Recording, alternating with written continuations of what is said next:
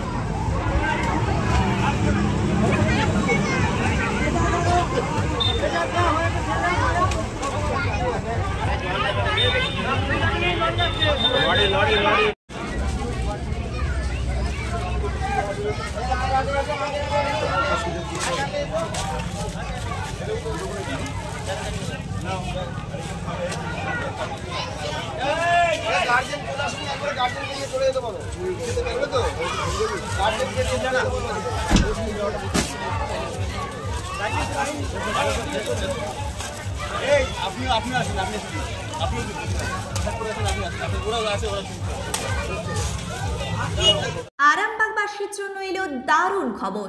এখন আরামবাগের নপাড়া ফুটবল মাঠের কাছেই খুলে গেছে ক্যাম্পার ডিস্ট্রিবিউটার পয়েন্ট।